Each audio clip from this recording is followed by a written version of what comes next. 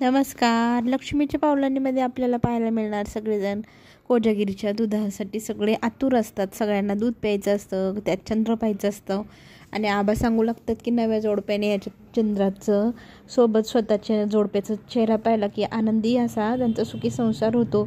ठरल्याप्रमाणे इथे कला आणि अद्वैत ही दोघंजणं दुधामध्ये चेहरा पाहायला बसतात. पण दुधामध्ये काहीतरी कलाला फॉल्ट दिसतो. ती नीट पाहते तर ते दूध नासलेलं असतं. नासलेल्या दुधामध्ये आपण चेहरा पाहिला हे तिला जाणवतं. मग इथे रोहिणी जोरजोरात आरडाओरडा करून उठते की हे दूध नासलं, आता तुमच्या ह्या श्रापाचा कोप बघा किती वाढला, या दोघांचं ह्या दुधासारखं फाटलेलं संसार होणार का, असं म्हणत आरडाओरडा करते. आणि सगळ्यांना आबा शांत करतात, रूममध्ये जायला सांगतात. कला मात्र काही केलं शांत होईनाशी होती. तिच्या मनात कितीतरी विचार येतात. अद्वैतशिवाय आपण कसं जगू, त्याच्या आणि माझ्यामध्ये जर खरंच या श्रापाचा काही प्रभाव निर्माण झाला तर घाबरून जाते ती अगदी.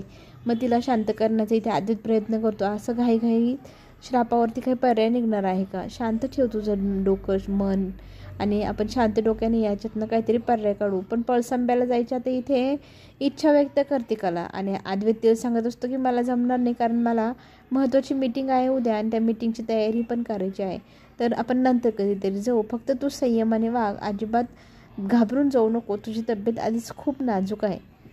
आणि दुसऱ्या दिवशी सगळेजण नाश्त्याच्या टेबलवर जेवायला आलेले असतात आणि त्याच वेळेला तिथे सुवर्णाला 2 लिंबाच्या फोडी दिसतात आणि त्या फोडी दुधाच्या पातेलं जिथं होतं तिथंच तिला दिसतात. मग ती ही गोष्ट सांगायला आतमध्ये जाते. रजनीला मात्र आठवतं की इथे दुधाच्या गरम करण्याच्या वेळेला नयनाने निंबू घेतलं होतं निंबू पाणी करायला. मग ती म्हणते मी तुम्हाला सांगितलं होतं माझी तब्येत बरी नाही, मला जळजळते. सरोज म्हणते हे तू सगळं काही मुद्दाम जाणून बुजून केलं असशील, कारण तुला तुझ्या बहिणीवरती खूप चीड आहे, त्या चिडीमुळेच तू हे केलं असेल. आबा मात्र आता सगळ्यांना शांत राहा, डोकं शांत ठेवा, आपापसात भांडू नका आणि जे काही घडते ते सगळं ह्या श्रापामुळेच घडते, त्यामुळे तुम्ही सगळ्यांनी शांत राहा असं म्हणत आबा सगळ्यांना शांत करतात. आता इथे अद्वैत समोर कला आता हट्ट करू लागते की मला काही करून पळसंब्याला घेऊन चल. रोहिणी हे सगळं ऐकते. पळसंब्याला जायला इथे अद्वैत निघतो तिला घेऊन आणि त्याला कॉल येतो, तो बाजूला जातो. इथे गुरुजी सांगू लागतात की ह्या मंदिरात श्रापापासून मुक्तीसाठी कुंकुमार्चन केलं जातं, त्याच्यात कोणीही आजपर्यंत यशस्वी झालेलं नाही.